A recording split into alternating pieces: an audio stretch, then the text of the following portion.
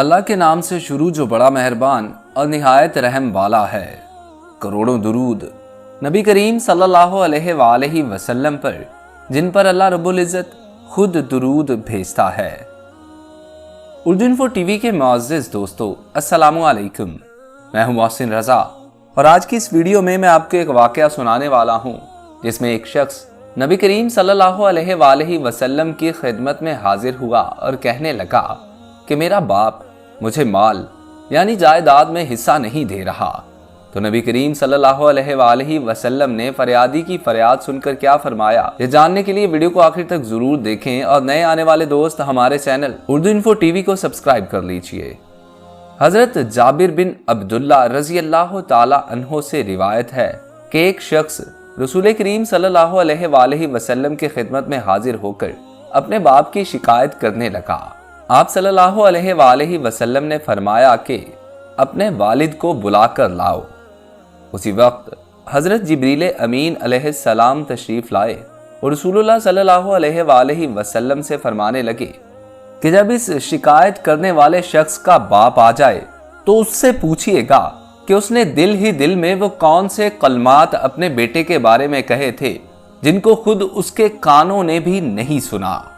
جب شکایت کرنے والا شخص اپنے والد کو لے کر نبی کریم صلی اللہ علیہ وآلہ وسلم کی خدمت میں حاضر ہوا تو آپ صلی اللہ علیہ وآلہ وسلم نے اس کے والد سے کہا کہ کیا بات ہے، آپ کا بیٹا آپ کی شکایت کرتا ہے، کیا آپ چاہتے ہیں کہ اس کا مال چھین لیں؟ والد نے عرض کیا کہ آپ اسی سے یہ سوال فرمائیں کہ میں اس کی پھوپھی، خالہ یا اپنے نفس کے سوا کہاں خرچ کرتا ہوں؟ رسول اللہ صلی اللہ علیہ وآلہ وسلم نے فرمایا کہ بس حقیقت معلوم ہو گئی، اب اور کچھ کہنے سننے کی ضرورت نہیں۔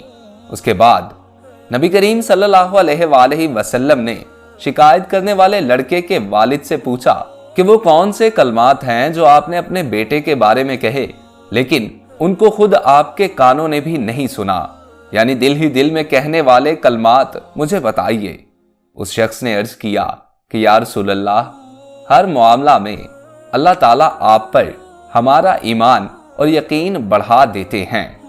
جو بات کسی نے نہیں سنی اس کی آپ کو اطلاع ہو گئی، جو ایک معجزہ ہے۔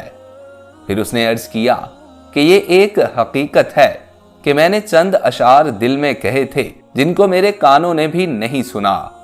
آپ صلی اللہ علیہ وآلہ وسلم نے فرمایا کہ وہ ہمیں سناؤ۔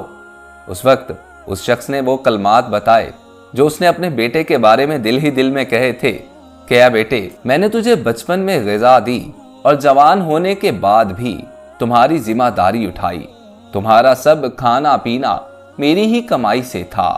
جب کسی رات میں تمہیں کوئی بیماری پیش آ گئی تو میں نے تمام رات تمہاری بیماری کے سبب بیداری اور بے قراری میں گزاری، گویا کہ تمہاری بیماری مجھے ہی لگ گئی ہے، تمہیں نہیں، جس کی وجہ سے تمام شب روتا رہا۔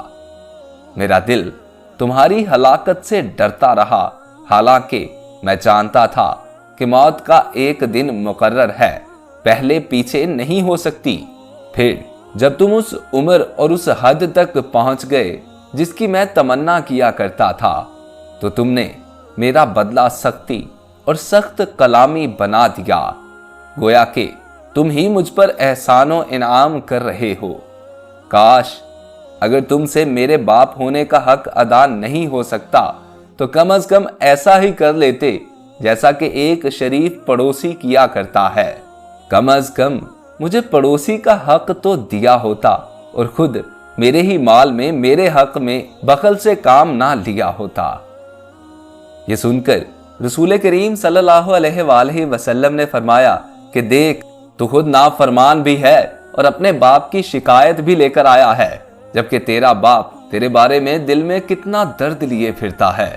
پھر رسول کریم صلی اللہ علیہ وآلہ وسلم نے اس شکایت کرنے والے لڑکے کا گریبان پکڑ لیا اور فرمایا، یعنی جا، تو بھی اور تیرا مال بھی سب تیرے باپ کا ہے۔